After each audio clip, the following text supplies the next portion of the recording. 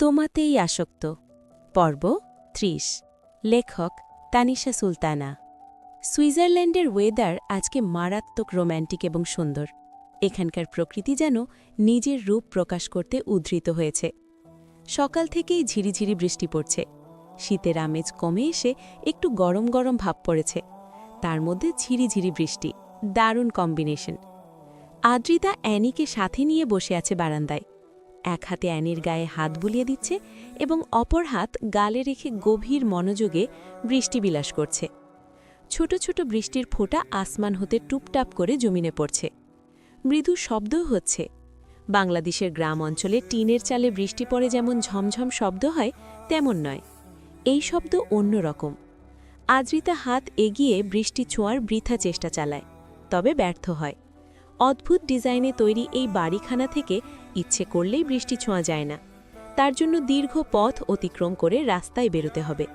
বিরক্ত হয় আদ্রিতা, মুখ বাঁকায়, বিড়বিড় করে বলে, যেমন আবরার তাসনিন তেমনই তার বাড়ি, দুটোই বিরক্তিকর।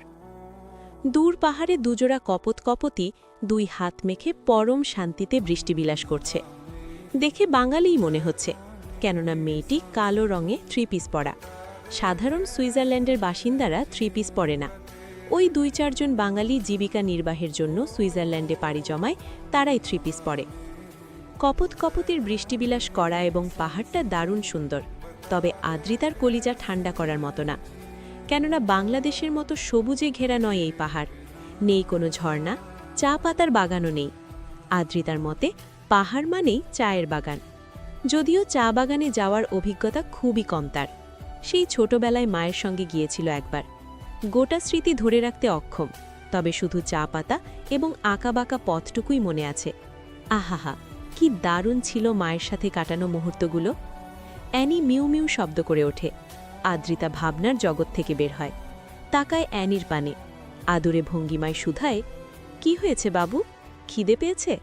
অ্যানি জবাব দেয় না, বরং আরও একটু গা ঘেঁষে শয় আদ্রিতার।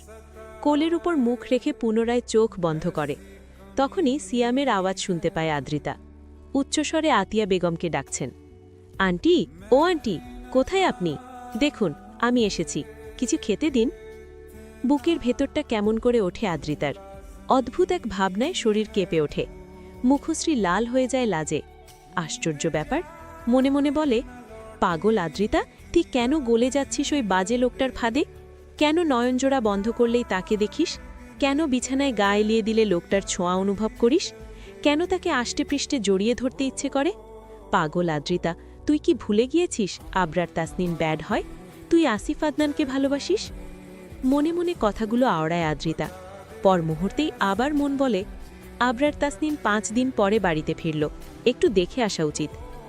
একটা মনের দুরকম ভাববাই বিরক্ত আদ্রিতা অ্যানিকে কোলে নিয়েই দাঁড়িয়ে পড়ে। ওড়না জামা ঠিকঠাক করে ধীর গতিতে পা চালিয়ে এগিয়ে যায় আবরার তাসনিনের কক্ষের পানে। জুরিখ নদীর পূর্ব পাশে বহুল পরিচিত একটা কফি শপ রয়েছে। আয়ুষ নামক এক ভারতীয় পুরুষের উদ্যোগে এই কফি শপে নির্মিত হয়েছে। এখানে দেশি বিদেশি সকল ধরনের কফি পাওয়া যায়। আবরার এবং আয়ুষ একসাথেই এসেছিল সুইজারল্যান্ডে। প্রথমবার সুইজারল্যান্ডের মাটিতে পা রাখার সঙ্গে সঙ্গেই ধাক্কা লেগে যায় আয়ুষের সাথে। বয়সে বড়, একটু সম্মানও দেখানো প্রয়োজন, এসব খেয়াল নেই আবরারের। রগজটা আবরার ২ ঘা বসিয়ে দিয়েছিল। সেই থেকে আয়ুষের নজর আবরারের পানে। এরই মধ্যে বহুবার দুজনের ঝামেলা হয়েছে। আয়ুষ আবরারকে হারানোর জন্য বহু ফোন দিয়ে এঁটেছিল, বরাবরই ব্যর্থ হয়েছে। এই মুহূর্তে আবরার তাসনিন বসে আছে কফি শপে। তার মুখোমুখি বসে আছে আয়ুষ এবং টনি। গোটা কফি শপ দখল করেছে তাদের বডিগার্ডরা। সকলের হাতে রয়েছে বিশাল বড় সাইজের বন্দুক। আবরার ২ হাত টেবিলে রাখে, একটু ঝুঁকে বলে, কেন ডেকেছ? টনি ঠোঁট বাঁকিয়ে হাসে, তোর ভয় করছে না? আমরা এতজন রয়েছি, কেটে টুকরো টুকরো করে ফেলার ক্ষমতা রাখি। তো কাটো। আবরারের স্পষ্ট স্বর। ভরকায় টনি। একটুও ভয় পাচ্ছে না আবরার? এটা মানুষ নাকি অন্য কিছু? আয়ুষ হাড়ে হাড়ে চেনে আবরার তাসনিনকে, তাই হুমকি ধামকি না দিয়ে সোজা সাপটা বলে, টনির ছেলেকে কেন মেরেছ? আবরার তাসনিন কাউকে কৈফিয়ত দেয় না। আই নো, বাট তোমার লাইফ রিস্ক রয়েছে, কথা বলে মিটিয়ে নাও সবটা। আবরার নিজ দাড়িতে হাত বুলায়, গার্ডদের পানে তাকায় বাঁকা নয়নে। ব্যাস, সকলেই গান তাক করে টনি এবং আয়ুষের পানে। আঁখি পল্লব বড় বড় হয়ে যায় ওদের। ছটফটিয়ে উঠে বলে, আরে আরে কি করছো? তোমরা তো আমার গার্ড, আবরার তাসনিনকে শেষ করে দাও। গার্ডরা যেন শুনল না সে কথা।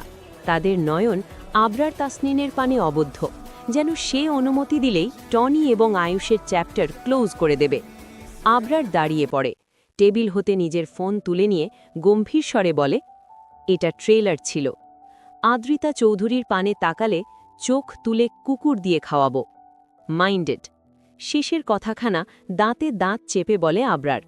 আয়ুষ বলে ওঠে, একটা মেয়ের জন্য শত্রু তৈরি করছো? তুমি চাইলে হাজার হাজার মেয়ে। বাকিটা শেষ করার আগে আবরার জবাব দেয়, একটা মেয়ের জন্য গোটা ধরনী পুষ্পের মতো সাজিয়ে তোলার ক্ষমতা রাখে আবরার তাসনিন। আর ওই একটা মেয়েকে না পেলে গোটা দুনিয়া জনমানব শূন্য করে ফেলবে এই আবরার তাসনিন।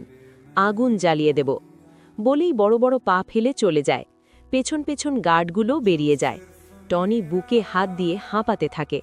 আয়ুষ শুকনো ঢোক গিলে, টনি ভাই, আমাদের উচিত হবে না ওই মেয়ের পানে তাকানো? কি আছে ওই মেয়ের মধ্যে? কত সুন্দরী সে! জানি না ভাই, তবে আবরার যেহেতু পজেসিভ, সেহেতু কিছু তো একটা আছেই। একবার দেখা উচিত। টনি ভয়ার্তক শনে বলে, আমার দেখার শখ নাই। দেখলেন কিভাবে আমাদের গার্ড দিয়েই আমাদের মাথায় পিস্তল ঠেকালো? জাস্ট দেখতে চেয়েছিলাম, দেখলে কি করত? আবরার তাসনিন সাধারণ নয়, শালা একটা সাইকো। এই শালার সাথে পেরে উঠব না আমরা। পুরো গল্প পেতে সাবস্ক্রাইব করে পাশে থাকবেন।